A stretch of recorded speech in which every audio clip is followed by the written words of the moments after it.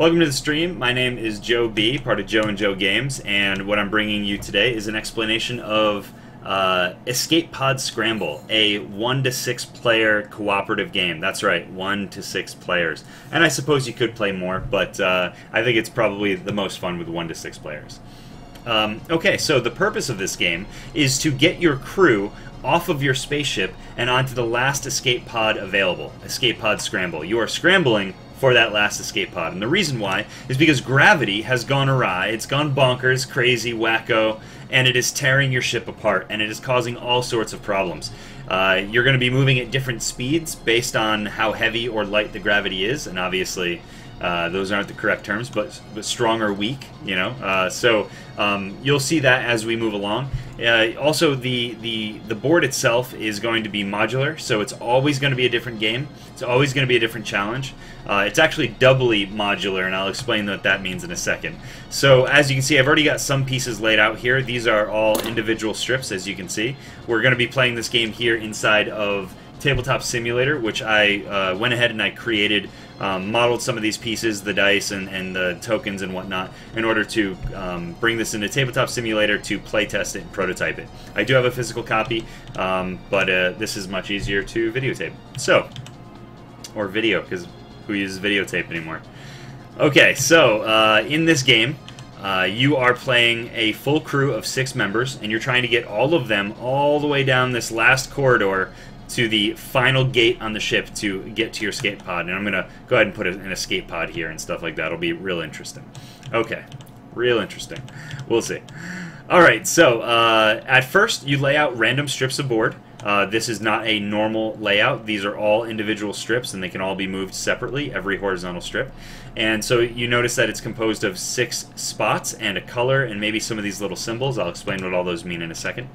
These dice over here, these are going to be how you're going to move. It's kind of a roll and move system, but it's a little bit more complicated than that. It's not as straightforward as it seems. So the way that play is going to progress is that player 1, myself, is going to see this number right here. You roll these dice as the random die that you get. It is a biased die. It has 1 1, 2 2s, 2 3s, and a 4 on it. So those are your 6 sides. 1, 2, 2, 3, 3, and 4. And that's how far you can move. So when gravity's really heavy, you can only move a 1. When gravity's really light or weak, you can move a 4. So in this case, we're going to be about mid-range most of the time, but it's going to fluctuate as we go. This is going to determine when the ship starts falling away behind us. That's right, the ship will start crumbling behind you as you're trying to get off this ship. So you are racing against the board.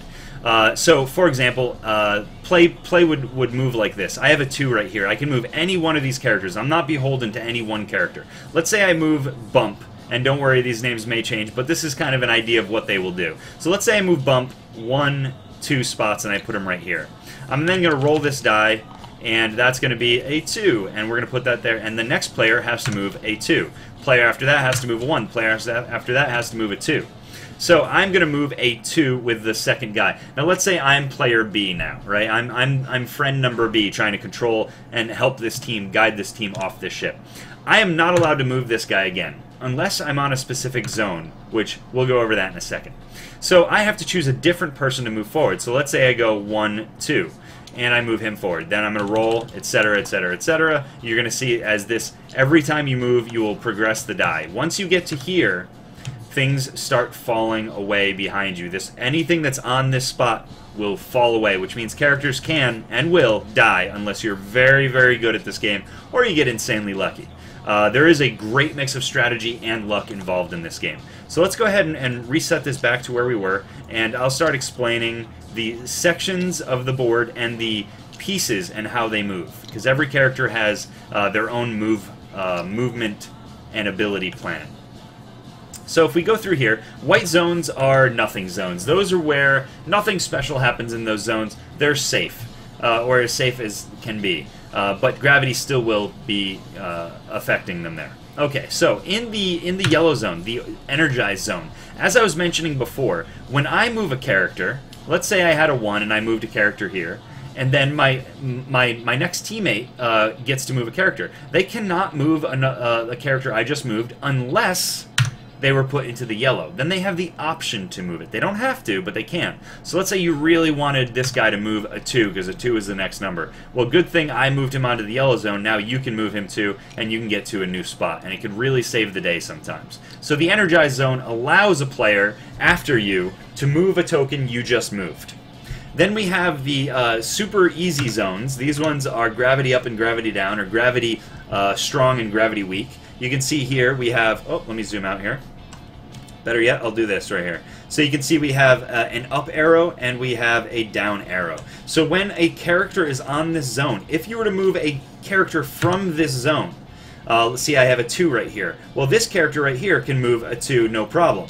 But this character, because he's on a gravity lighter zone, or a gravity weaker zone, it means that he can fly even farther, so he gets to a +1 to his die. So this guy can move 3, 1, 2, and 3. So that can be supremely helpful. Now, the inverse of that, which is sometimes pretty unfortunate, but you can still use it to your advantage in certain circumstances, is this right here. This is the gravity stronger zone, or gravity down, gravity heavier zone. So now my 2 becomes a 1, just for that character though. Any other character moving from any other type of zone is going to have their zone affect their die if that affects their die. But this guy right here, he can only move a 1, so he moves a piddly 1. So you probably don't want to move him on a turn where you only have a 1, unless there's something that you're trying to collect. For example, and we'll go over this more later, you want to collect this right here. A 1 could be the perfect thing to do. But for right now, generally, gravity heavier zones are going to be bad for you, generally. But you can use them to your advantage. Alright, let's go on to the next zone here. This zone, the green zone, these are some of the most troublesome zones in... this is definitely, I think, the hardest zone to deal with. There's only 3 of them out of all of these tiles up here. All the tiles, and the rest are in this bag, that's why you don't see them.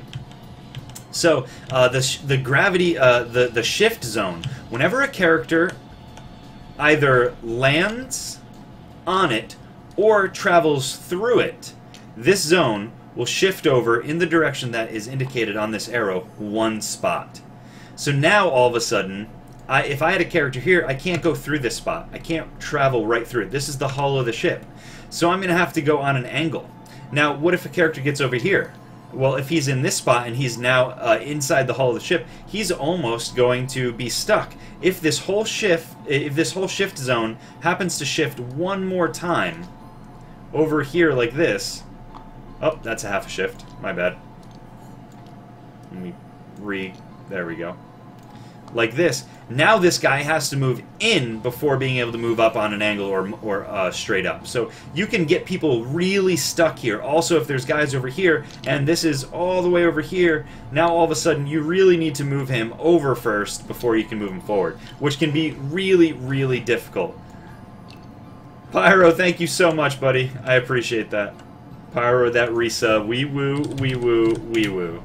For those of you watching this video who don't know what that means, it means that my buddy Pyro just resubbed to my stream, and I greatly appreciate that, man. Thank you so much. Okay, so to continue with the explanation. So as you can see, this zone shifts this way, this zone shifts that way, so sometimes you're going to have a really tough time getting around these, and they don't always show up right next to each other because there is a mix of tiles that you would have here. I'm just pulling these out. They're pretty random. They're all laid out in a random fashion. So yeah, as you can see, there's 9 strips between gates. 9 strips of ship between gates. There's one more zone I have to tell you about, and that's this zone right here. This zone. Oh, this zone is deadly. In fact, that's what it's called. It's the deadly zone. In the deadly zone, if a character lands on this zone, the next person has no choice but to move them.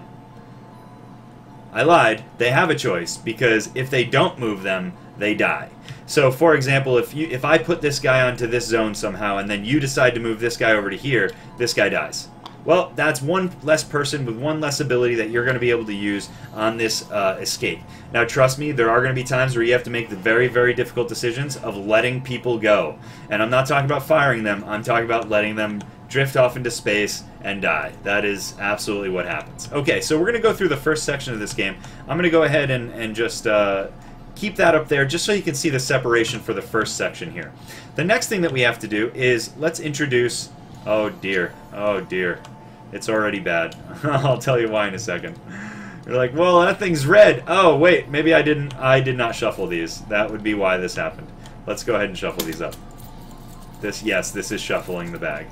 All right, there we go. We got some different icons here. So I'm going to go ahead and lay these out real quick and explain what is happening. So when you lay down a strip, the first thing you do is you go ahead and everywhere there's one of these hazard symbols or supply symbols, you're going to go ahead and put out a random hazard token. Some of these are hazards, some of them are supplies, some of them are creatures like that guy right there who just wants to eat your brains. And it's not really a zombie game, don't worry. There are very few of those guys on here. So I'm going to go ahead and lay this out. And to be perfectly honest, in my physical version of this, it's so much faster. This is so slow doing it in this version. I'll explain what each one of these pieces do, and then I will go through and I will explain what the actual pieces, the characters themselves do. And from there, we'll be able to actually start the game. You guys can see some gameplay of this. So there's very easily a cheat sheet that can happen. Alright, so this is our random layout, our doubly random layout. First of all, you get random strip order, and then you get random placement of hazards or supplies, depending on what they are. So let's go ahead and zoom in here and take a look at some of these things. So there are 3 different types of supplies that you can collect along your travels. You can get food supplies right here. This guy right here, that's a food supply, crossed fork and knife. So food supplies are going to be very important because when you get onto that escape pod and you leave this ship, if you don't have enough food, you might still die. Then you have this here. These are med supplies. Again, if you get onto that ship, or maybe while exiting the ship to get onto the escape pod, you have hurt yourself, and you really, really, truly need some medical supplies. Well, that's going to be an option as well. Also, what if something goes wrong and you need to repair something? Well, this right here, this is going to be your only hope. This guy is your tools supplies. So basically, any equipment supplies. So again, you have food, you have medical supplies, and you have tool supplies, right? So those are your 3 supply tokens. Those are perfectly safe to land on, and because of the way the game works, you're probably going to want to try to collect those. Alright, the next thing that we have to worry about is going to be anything that has an S on it, like this right here. This is a slide zone, or a shifted zone. Or a shifted area, something like that. I'm going to rename these, because clearly they don't have a good name right now. But these guys are, as soon as you land on it, let's say I have a 1 and I land on it here, I have to choose to move to the right or the left spot for this guy. Up here, I have no choice but to move forward. And if I move forward onto him, I have no choice but to move left or right, which means I'll probably move right here. So you can't technically stay on these spots, but you can land on them. If you land on this spot right here, you'll be forced to slide backwards 1. They're basically unstable ground. And we also have, there's one more that you don't see because I didn't happen to pull it, but there's on a diagonal slide zone. So it makes you move either up to the right or back to the left, or up to the left and back to the right. 2 different ones, so they're opposites. They can create some really useful positions to land on. Sometimes, you'll want to land on something, like, by the way, if I have a 1 and I land here, then I get to slide over here and I get to collect those medical supplies. So that's just an example of how you can use them to your benefit. Even sliding backwards can be supremely helpful in the right situation. Doesn't look like we're going to get that lucky in this layout, this random layout.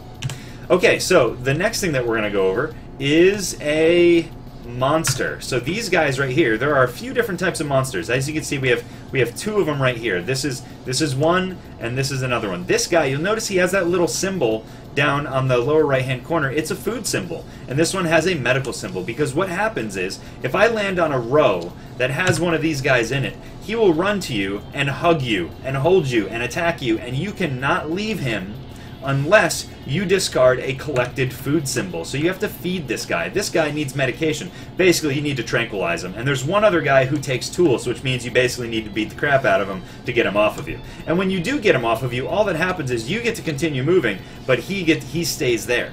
Now, there's a character that deals with that, but we'll talk about that later. So, you don't want to land on one of these guys, but if you have to, you can do something like this. Land here, this guy goes ahead and takes control of him. Then land over here, and then this guy says, you know what, I want to actually tackle you, and this guy's free to go. Unless he lands on another zone that has another guy, then he's stuck there. So essentially, you don't want to get stuck with these guys. They are really really difficult to deal with if you haven't collected supplies. And because the board will eventually be falling apart behind you, you're going to need to collect some supplies to get away from these guys occasionally, because you're going to need some speed. You're going to need to go.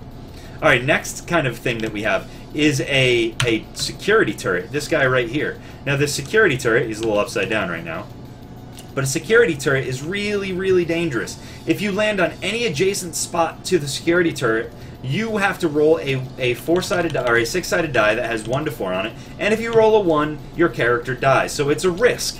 You might really need to land here. You might have no choice but to land there. But it's a risk, and so you're going to have to roll one of those dice in order to see if you would get your character shot by that malfunctioning security turret. Now, if you land directly on him, you get to turn it off, and everybody can land around him safely, and it's perfectly safe. Another way to do that is to land on these things. These are called terminals up here. I'll just put it next to it. This is called a terminal. If you land on him, you shut down all of the security turrets within your zone, within your nexus. Basically, between this gate and this gate, all of them are shut down. Now, you're going to need to come off of him eventually because you're going to need to move forward, which means you got to really try to do it the right way. You really have to pay attention to what you're doing. Now, this terminal serves one more purpose, and before I explain what it is, I'll explain what these nexus are right here. In order to move past this nexus, I need 2 of my characters. It says 2 with an unlock symbol. I need 2 of my characters to land on this zone in order to unlock it. When I do, I can then move forward into the next zone, into the next gate or section of ship. So if I have a character here and a character here, a terminal will count as me having a second person on this spot right here. So I can unlock a door from having a guy at the door and a guy on the terminal at the same time, which can be incredibly helpful in this crazy, chaotic, hectic, fast-paced game. Okay, so that's very important to know. Let's see, what else do I have? Ooh, yeah, this guy right here. These are, by the way, not the final art for any of this stuff. This right here is an impassable terrain unless you have a certain character, and I'll go over that in a little bit. So this guy, he's very, very dangerous because you can randomly draw a bunch of them, like right here. If all 4 of these happen to be terrain, impassable terrain, I would be completely stuck by my pull. I would have to move him over and then forward, and my Dr. Warp would have to move on an angle out because all 4 of these would be restricting where they could go. You must perform your full movement for it to be a legal movement in most cases, and I'll explain where there is an exception, but it's all based on your character ability, not based on a weird exception to the rule based on your board position or something. It's not like that. Alright, so then this guy right here, now it's really unfortunate that we only have one of these. I'm going to go ahead and copy and paste one of these for now. Let's say this was here. If you land on any of these teleportals, you get to teleportal to any other teleportal within your gate. That means before your nexus, right? So if I can get Dr. Warp to move 2 onto here, I can skyrocket him way up here. But the problem is now, I can't do it again with somebody else, like Zigzag, for example, because if I do, then it will be an illegal move, and he'll just have to stand here. He won't be able to teleport, because there's somebody on the exit platform. So you need to have the platforms cleared in order to use them really well. Unfortunately, we only had one teleportal, and this teleportal won't connect to any of the other ones over here, which means the other one must have been destroyed or disabled, because he doesn't exist in this gate anymore. What else do we have? I think that's it for different types of tiles. I think there's like 1, maybe 2 more types of tiles that I'll have to go over, but they're really simple. We'll go over those if we run into them. Okay, so now our system is all completely laid out. Now we have to go over our guys system, what they do. Now the guys are very unique, and they're all useful in their own situation. So I'm going to first start with jump. Jump is the easiest. Let me tell you how everybody moves first of all. Everybody moves like a queen in chess, except you can only move the distance according to the gravity dice over here. So if I have a 2 right here, right? I have a 2. I can move 2 in any direction from this spot. So I can move 2 on this angle, I can move 2 on this angle, I can move 2 on this angle, I can move 2 on this angle. I can also move 2 on orthogonal, side to side, up and down, and the diagonals, left and right. Diagonals left and right, right? So everybody can move like a queen. The thing is, they cannot change their direction. They have to commit entirely to their direction. If you think about astronauts in zero gravity, what do? They jump, and they just continue going in that direction until something stops them. Well, that's the idea here. Now, a wall doesn't count. You cannot do that. Otherwise, you'll injure yourself, and so you can only move, like if I had a 3 right here, I couldn't go 1, 2, and then stop here because 3 would be, there would be a wall there. I'm not allowed to do that. I can only move the full distance of my move. Now, Jump's ability, he has a special ability. If there's something in the way, I get to jump over it. So, for example, I can't land on a fellow character with Jump, but I can go 1, 2, and jump over him. Now, if Jump happened to be right here, I could not complete that jump forward. 1, 2 would not be allowed. Now, the way Jump comes in supremely useful is he can kind of lag behind and do some of the important things that you need. He's like an a goal-oriented unit. He also can jump over this impassable terrain. Notice it's low piles of junk. Not everybody else can get over it, but Jump can. Jump has the ability to bound over it. So good for him. He's super important.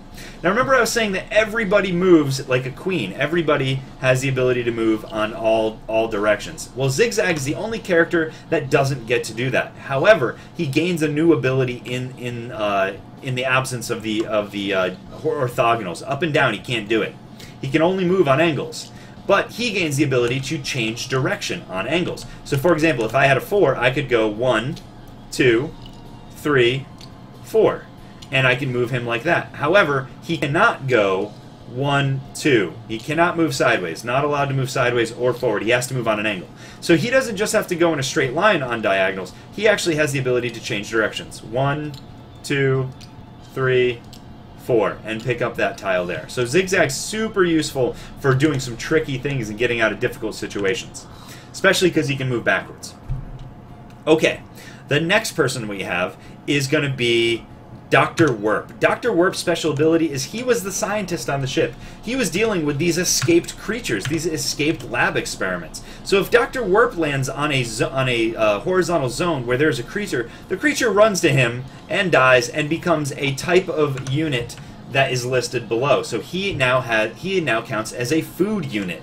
And if I do it again and I land here, he kills this guy, and this guy becomes a medical unit, a medicine unit, or a meds unit, essentially. So Dr. Werp is super useful in clearing the path for everybody else.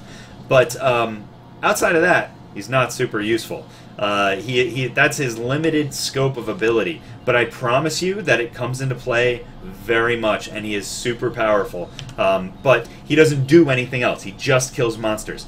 But it's very powerful, I promise you. Okay.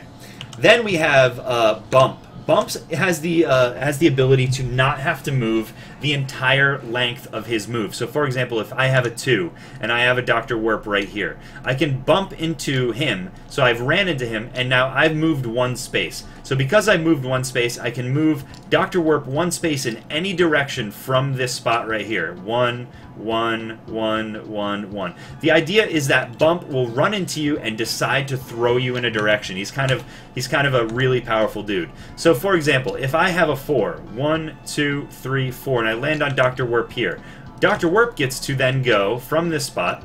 He gets to go 4 in any direction, but it has to be a legal move. So 1, 2, 3 can't go there. He must have to go forward or straight backwards. Well, let's send him forward. 1, 2, 3, 4. That's a really good distance. So I just gained an 8 out of a 4. So Bump can basically double. He can do a lot of great things. Now, if there's a slide or an unstable zone like this, for example, I put Zigzag here, and I have Bump right here, and I go 1, 2, 3, and I have to move 1 more spot, I can move over to here for my 4th spot, and that means I can push Zigzag in up to 4 spaces because I actually moved 4 spaces when I ran into you. It's however many you've moved when you run into somebody. Now, the cool thing is I can actually change Zigzag's diagonals, because normally Zigzag is going to be stuck on 1 set of diagonals. He never touched certain tiles. But if Bump messes with him 1, 2, 3, 4, now all of a sudden I might be on a different set of diagonals. And it actually does, if it's an even number, it'll set you on the exact same diagonals. But if it's an odd number, if I can bump him a 3, now he's set up on a different set of diagonals. So that can be very, very useful. Bump is very powerful at saving teammates and helping people get forward. Also, if there's a character that is stuck underneath a creature and Bump runs into you, he basically takes your place. He gets to throw you wherever you go, and he takes the place of the monster. So being held there by the monster. So Bump is very, very friendly. He's a good guy. We want Bump. So don't let Bump die. Really, don't let anybody die. But it's very important that if your strategy is based around a certain type of move because of the situation that you've been placed in, you really want to save the right guys. All right, so we've done jump, we've done bump, we've done zigzag, and we've done Dr. Warp. Now we have pull and ghost. So I'm going to explain ghost first. Ghost is, he's not intangible, but he is invisible.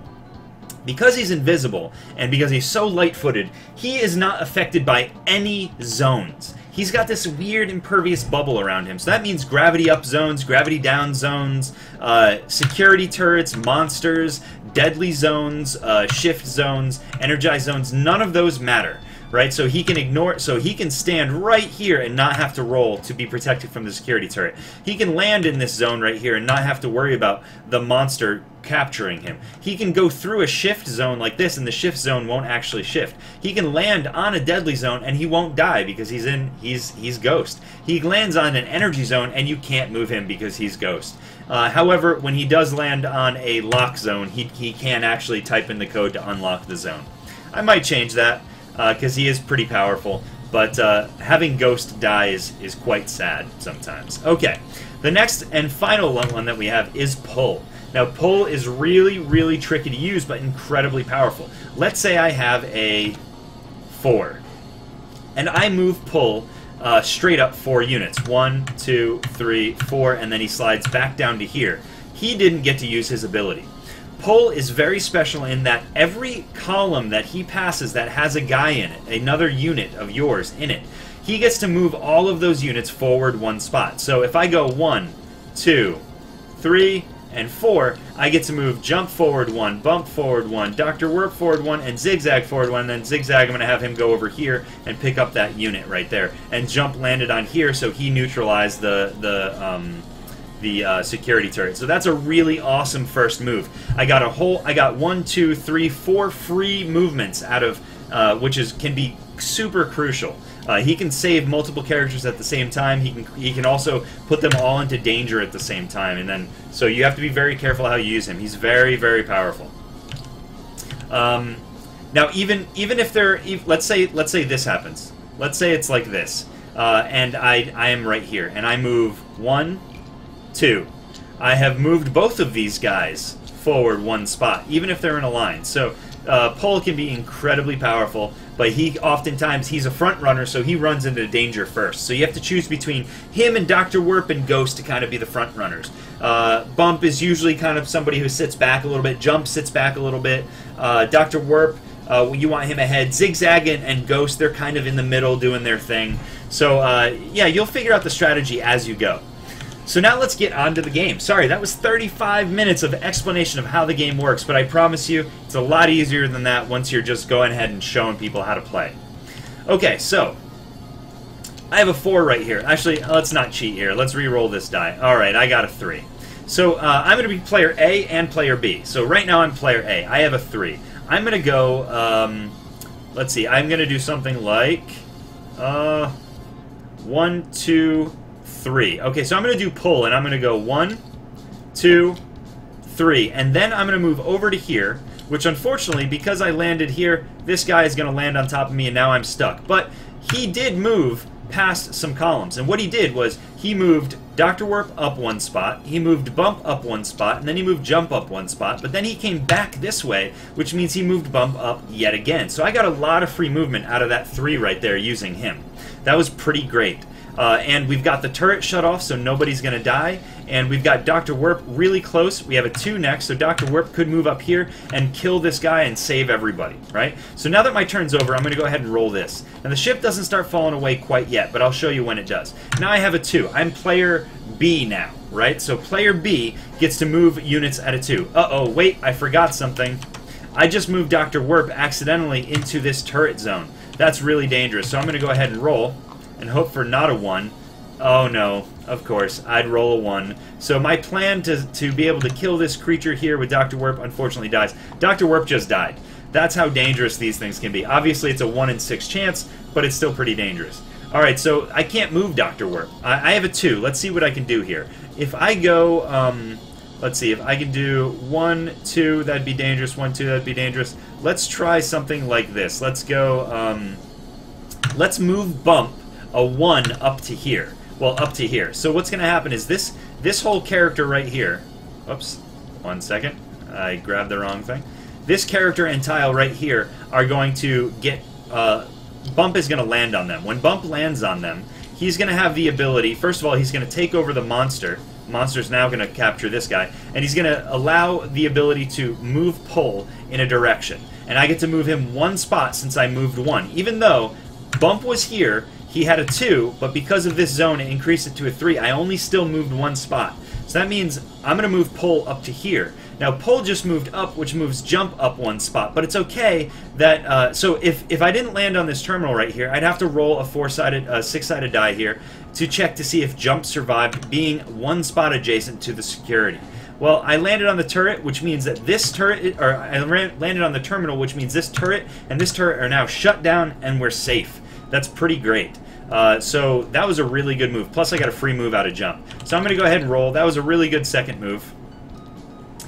Player A again. We're only playing a 2-player game. Player A here has to move 3. So let's go ahead and move 3. It looks like we really need some food. Is there any way that we can get to this food, or maybe up to this food? So if I go 1, 2, 3, or maybe 1, 2, 3, or maybe 1, 2... I didn't just move Pull manually. I moved Bump manually, so I could move Pull again. But because I'm on this zone right here, I actually have a 2. So I could go 1, 2. Now I could pull Bump right out of this monster, but he'd land on another monster. I think I'm going to go ahead and risk it anyway. I'm going to go 1, 2, and move this guy up. Okay, so first, the few things that happen is that this character will get pulled out of the monster, which is really good, that he got pulled out of the monster. And also, this entire zone here is going to shift over this way 1 spot. And because... Oh, not intentional. Give me 1 second. I'll fix that. Hey, I think I have to fix my lift height here. Let me just land that properly. Let's change my lift height a little bit lower so less bumping happens, or less jumping around happens. So we're going to move these back to here. And because I, let's see, where was I? I landed, yeah, here, right? So I landed here. Let's see, wait, what did I move? I moved to 2. 1, 2, and then moved over 1.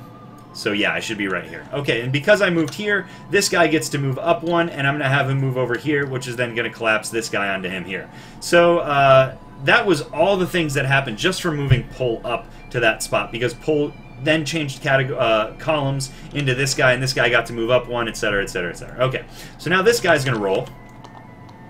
We really need that food. So I have another 2. Well, Zigzag can finally go 1 and then 2 and land onto here. So now I've collected 1 food. 1 food is really good because it's going to allow somebody to get out of here if we can't get them out of there. So we're going to save that for right now. We don't really need to move Jump quite yet. But we notice as well right now, I've moved Pull off the terminal. Oh no, what have I done? I moved Pull off the terminal. Now this guy's in danger. I got to roll for Zigzag. Let's see if Zigzag dies here. Zigzag does not die. We got real lucky. Okay. I can't believe Dr. Warp died on the first roll. That's so sad. But now I'm down. I'm down a unit, and we don't get to see how Dr. Warp works, really. He would have been able to land here and kill monsters and make it a really safe path for everybody else.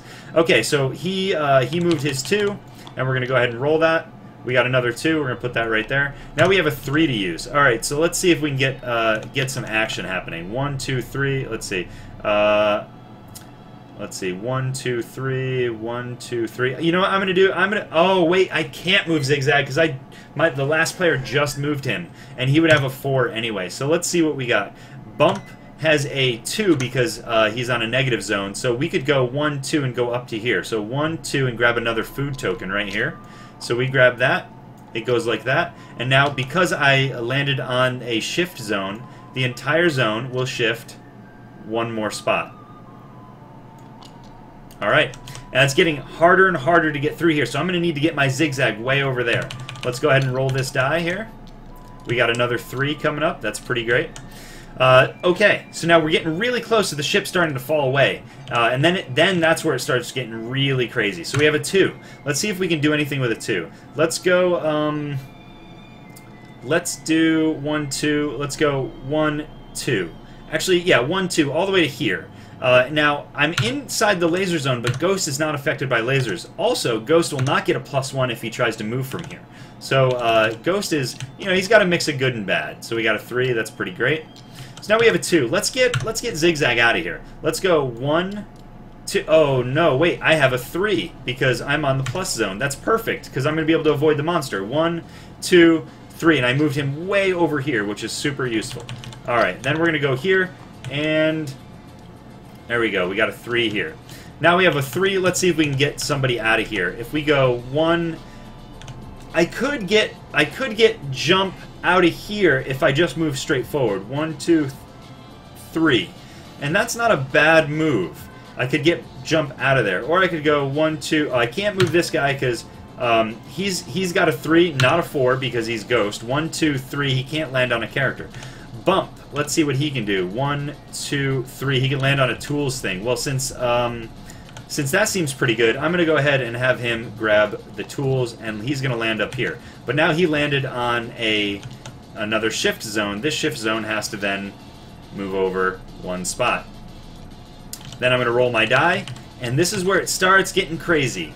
So, we have a 3. This is the last turn that we have. We've made it to the gate before this part starts falling away. So let's go ahead and let's try to get Ghost up here. Let's move him a 3. So we can only move him on diagonals, 1, 2, 3, because Zigzag's in the way. Well, if we move him over here, then we're really screwed because when Zigzag passes this zone, it's going to move over even 1 more. It's going to be really, really dangerous. So I'm not going to move Ghost for right now, but instead I'm going to go ahead. Oh no, I can't move Pull up 1, 2, 3 because this is the hull of the ship. So let's see if we can move Zigzag. 1, 2, 3. Now let's think about that before we go, because if I move Zigzag up through this green zone, Pull is going to get moved over into this spot effectively, and it's going to get an even more narrow passage. So that's going to be a little bit dangerous for me. So I might not want to send Zigzag through here yet. I might want to try to get Ghost up through here. This is pretty dangerous. Let's try. Pull is going to go 1, 2, 3. Oh, wait a second. There's impassable terrain. Only jump can go over it.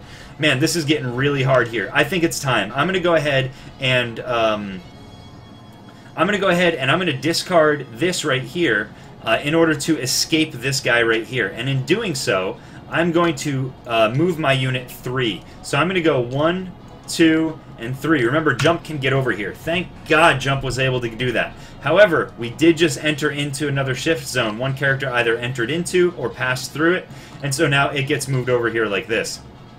Now it's getting a little dangerous here because, let me go ahead and roll this. It's getting a little dangerous here because Pull is getting dragged into the outside here. We got another 3. We'll talk about that in a second. So now, I've just taken the turn where I've put 1 dice past the gate. This is what happens. This falls away. Goodbye. Goodbye, ship. You're going to start to crumble 1 every single turn until I unlock this. So I need to get 2 units here in order to unlock it. 2 of my characters here. So I have a 3. I have really good options here. This could be really good. I'm going to move Pull because we haven't moved him in a while. I'm going to go 1, 2, and 3. And what that does is it moves all of these 3 units forward 1 spot because I've crossed 1 of them. So I'm going to go ahead and grab a med supply, which is great, move Jump forward 1, move Zigzag forward 1, which is then going to go ahead and shift this 1 more spot over to here. And then I'm going to move Ghost forward 1, and he just got moved up 1. So that's a free move. The problem is now I've got Jump in the deadly zone, which means I absolutely, imperatively need to move Jump on this next turn, or else he dies. Now, lucky for me, Jump has the ability to jump over people, and I have a 3 coming up. So a 1, 2, 3 is safe. Also a 1, 2, 3 is safe, because I can move over my units and over jumpable terrain. So we're going to go ahead and roll this die, and because we added 1 more here, I guess it's time to go ahead and bring this back down into here. Right, this was here previously. I just separated it so you guys could see what was going on. Okay, so now, and by the way, these tokens don't get placed until this section has been unlocked. So now I have a 3, except what happens is all of this now goes away. So my Ghost is getting a little dangerous. Not only does he need to make it through this very narrow pathway right here, but he can't go on a diagonal to do it. 1, 2, 3. Well, he can, but he'd be putting himself in a dangerous spot. Maybe it's not so bad. So I have a 3 here. I'm going to go ahead and move Jump because I don't want Jump to die. So I'm going to go 1, 2, 3 and push him way over here. And that was a great move because now I've got 1 person unlocking that gate up there for me. Which I really, really, really needed. And then, because we did it again, this falls away. Now, here's the thing. I have 2 options here. This is where it gets real dangerous. on my next turn, if I don't move Ghost, Ghost is going to die. The ship is collapsing behind you. However, if I unlock this turn, I don't lose a piece of the ship. Because I've successfully stabilized the ship for a short period of time before the gravity starts taking over again. And you know what I'm going to do? I'm going to go ahead and I'm going to go 1, 2... Oh, that doesn't work. Zigzag's stuck. So, let's see. I'm going to go with Ghost. I'm going to go... Oh, no, wait. If I go with Ghost, I'd lose another one. You know what I'll do? I'll do this. I'm going to move this forward here, like this. Now, because I moved in front of Zigzag, Zigzag gets to move forward one spot, but now he's in a deadly zone, which means I have to move him next turn or he dies. But what it also did was I got 2 of my units to here, which unlocks this door, and I'm allowed to move into here. So what that's going to do is I'm going to end up re-rolling this. I'm not going to lose... I'm not going to lose a section this turn, but instead my gravity is going to move my gravity dice are going to move all the way back down here, and I have until it moves all the way to here again before I start losing the ship. And that was really close because Ghost almost died there. So now I could move Ghost, but the problem is I really need to get Zigzag forward because he's going to die if I don't. So let's go 1, 2, and because I just moved him through here, this whole zone right here, oh, it actually should be shifted to, but we'll just shift it 1 for now. I messed up on my shifts. When you're not explaining it, it's a lot easier to keep track of things. I know that sounds weird, but that's just how it works. Okay, so now I've got Zigzag up there. Ghost is going to have to move on an angle here and then on an angle there. It's going to be a little crazy. And I'm going to go ahead and roll this. We successfully saved Zigzag from dying to the deadly zone, and now we have Ghost. And you know what I'm going to do? If I have a 1, unfortunately Ghost is going to get stuck here. Oh no, wait! Ghost is fine. He doesn't care about zones and he doesn't care about monsters. So I'm going to move him a 1 over to here, and I'm going to re-roll this. Now, because I've unlocked that up here, the one thing that I didn't take time to do was go ahead and pull out more of these guys. So you would then set up every single zone here with their hazards. Now, I would like to point out real quick that this teleportal is not connected to this teleportal because there's a gate between you. However, this teleportal is connected to this teleportal, which is great. If I have a 1 from any of these 3 spots right here and I land on this, I basically got a 2 and I got to shift myself over to a new position. So I'm not going to play much more of this because you kind of get how the game goes. But if any other hazards come up, which I'm hoping that in this section more hazards will come up. There we go. There's a diagonal hazard I was talking about before. This is an unstable zone where when you land on it, you either go backwards to here or forwards to here, so it's pretty self-explanatory. We got another security turret. That's dangerous. Now this is the opposite of this one. This goes up to your right and down to your left as opposed to up to your left and down to your right. Then we got some more supplies. Supplies are always good because at the end of the game, you're going to need some supplies. Ooh, wow, that's a super deadly zone. That's a really, really dangerous zone there. And let's see if we... Okay, good. Here we go. This is the last one that you did not see. This is a portal, but it is it's a singularity. Now that doesn't mean there's just one singularity. It's a singularity. It's a wormhole. This guy is not a teleportal. He was not designed by the ship. He was designed by the crazy gravity that's happening. There are only a few of these. Now, wherever this guy is important because when you land on him, let's say a character lands on him here. First of all, you have to count the number of spaces to the closest nexus to you. It's always going to be between these 2 nexuses right here. So I have 1, 2, and 3. This way I have 1, 2, 3, 4, 5, 6, and 7. Whatever the shortest one is, you will teleport, well, you will wormhole to any spot on that. Notice how they're the exact same color. So I'm going to go ahead and I'm going to say I'm going to go over here. So that's a really good one. Now if it's halfway between, so it's 5 in both directions, you get to choose if you want to go forward or backwards. There is a reason to go backwards sometimes. Sometimes going backwards can save a character's life. Sometimes going backwards can give you access to certain things that you really, really need in order to survive the game.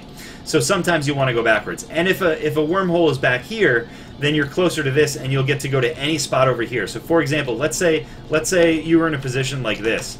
Oh no, I'm stuck over here. Well, I have a 2, so I'm going to go here, but then it's going to push me. I'm going to decide to go wormhole all the way back over to here, and now I'm in a much safer zone. So you have the ability to use them moving backwards in a very peculiar yet effective way. So anyway, that's the game. Once this reaches up to here, the back end of the ship starts falling away again. And now I need 3 units up here in order to unlock it, and stabilize the gravity again. And then I need all of my units to land here in order to end the game. So the interesting thing about this game is that it is a cooperative game, but it's based on level of difficulty. You can win this game very, very easily. You can lose this game very, very easily. However, you can also change the difficulty at which you want to play. So you can determine the difficulty of your game in a number of ways. The first way is you can completely ignore zones. On the back side of these tiles, I'm going to have just white zones, just like this. They'll be just white. And they'll have hazard token symbols on them as well. So you can play without zones. If you play without zones, you don't get to add 25 points to your score.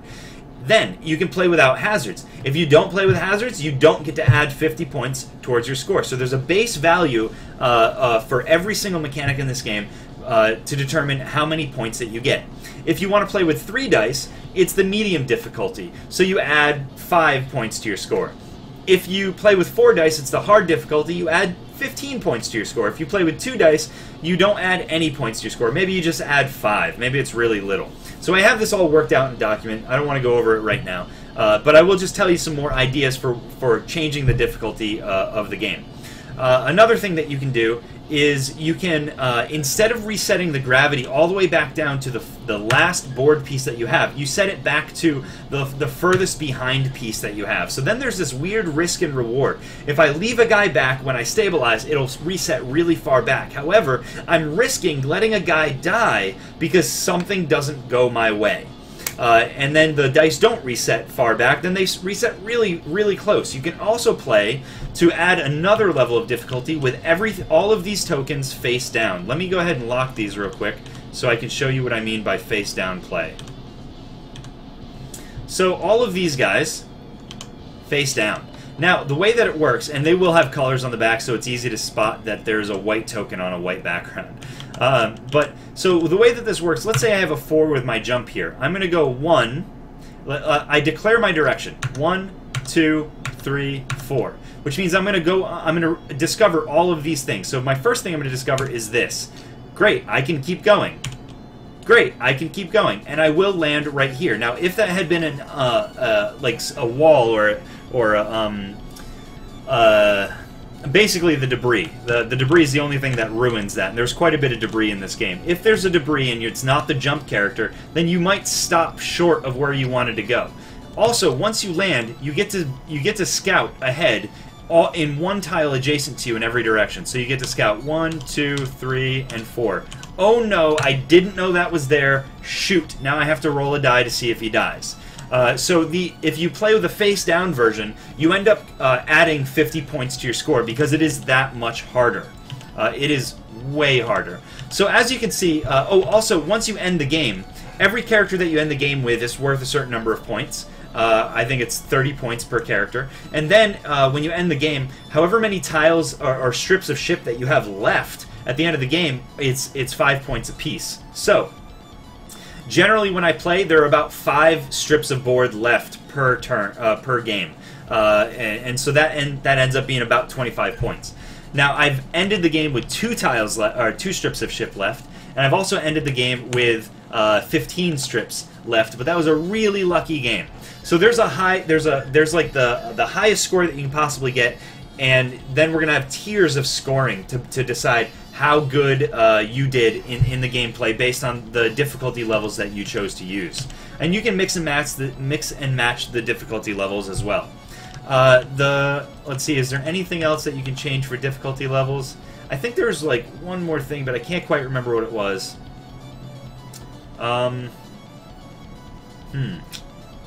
Oh, increasing the number that it takes. Starting at 3, then 4, and then remainder. So you can lose to this game by having all of your pieces killed in the last section, or if you don't have enough pieces to unlock the current section that you're in. So 2, 3, and then the section. So you could definitely, or 2 and 4, or 2 and 6, or whatever you're going to set them at. You can absolutely lose to the game and make it impossible to escape your ship. So that's it. That is Escape Pod Scramble, and I know that I explained that for basically a full hour to teach you guys the game, but I promise you can just play through the game. I've taught many people while playing, and they made very quick decisions. Oh, I've remembered what it was. The other level of difficulty that you can add to this game is a timer. You can do a no time limit per turn, which adds no extra points for the difficulty points to your game. Or you can play with a 20-second clock, which adds 5 points. Or you can play with a 15-second clock, which adds 10 points. Or you can play with a 10-second clock, which adds 15 points. Or you can play with a 5-second clock to make your decisions in a very complicated board to add a whole 20 points of 20 extra points. So remember, sometimes you got to give up characters which are worth 30 points, but because you've added increased difficulty, you might balance that out some way. You might be okay with losing characters because you have so many extra points from other difficulty levels that you've provided for this game. So anyway, Zigzag Jump Bump and Shop, you're a group of aliens trying... wow, Zigzag Jump Bump and Swap was the old name of this game, and it was a much different game. It was very much a chess-like game. I apologize for that. This game is actually called Escape Pod Scramble. I can't believe I did that. It's called Escape Pod Scramble. And the whole point is to get your crew off of a collapsing ship onto the last escape pod on your ship. And meanwhile, you're dealing with gravity going crazy and altering how far and how far you can move. It also you have to deal with the hazards that are on the ship and the hazards that are the zones of the ship, because sometimes things happen in the ship, like the deadly zone. Gas was released in that zone and it's just stuck there and you have to try to get through it. The shift zones, everything is moving back and forth or in one direction, and eventually it's going to sever the ship entirely. Everything behind the ship is lost, behind that zone is lost. Or you have the gravity increase or decrease zones, and then you also have the energized zones, which allows the next player to move a token, a character that you just moved.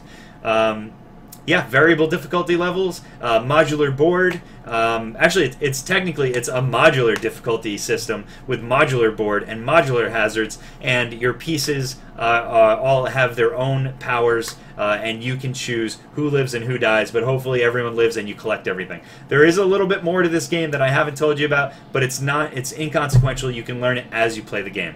Thanks for playing. Thanks for listening to my explanation of how to play Escape Pod Scramble. We hope to see you very soon. Stay dapper. Keep it classy, guys.